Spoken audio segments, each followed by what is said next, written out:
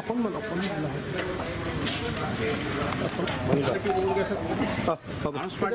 লাহে যাবে না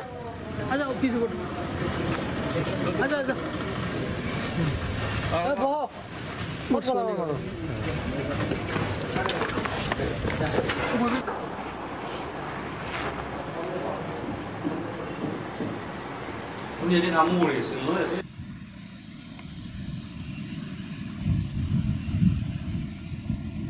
আমাৰ বৰ্ডাৰ পুলিচে 2008 চনত যেটো তেখেতৰ এগেইনষ্টত কেছ এটা এফআইআৰ কৰিছিল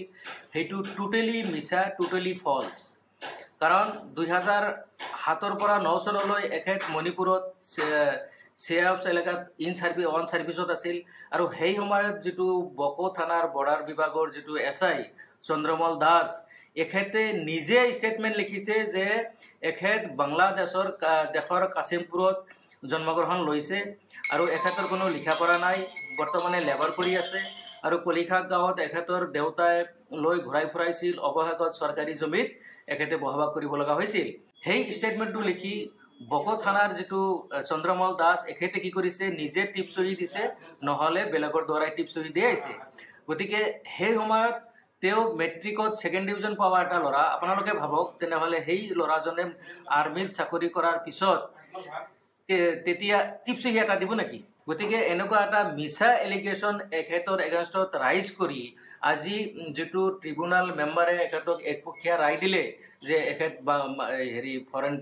নেশ্যনেল গতিকে এইটো বৰ শকিঙৰ বিষয় আৰু এইটো বৰ দুখ লগা বিষয় কাৰণ এখেতে 30 বছৰ চাকৰি কৰিছে দেশৰ কাৰণে দেশৰ ভাই ভনীৰ কাৰণে দেশৰ ইজ্জতৰ কাৰণে আজি পাকিস্তানত হেৰি ডিপ্লয় হৈছে বৰফৰ ওচৰত এখেত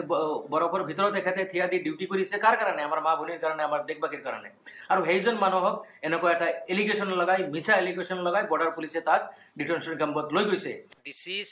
এ গ্ৰেটাৰ ক্ৰাইম দেন মাৰ্ডাৰ মই ক'ব বিচাৰো যে এইটো এটা হিউম্যানিটিৰ হত্যা হৈ আছে আমাৰ দেশত আমাৰ অসমত গতিকে ইয়াৰ এগেইনষ্টত সুবিচাৰ হ'ব লাগে পাব্লিকৰ আৱাজ উঠিব লাগে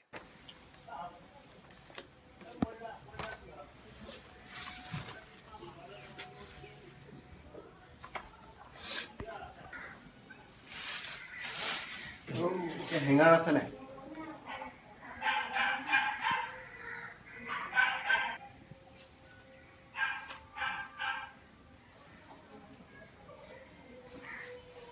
ইয়াৰ মেট্ৰিকৰ সাৰ্টিফিকেট আছে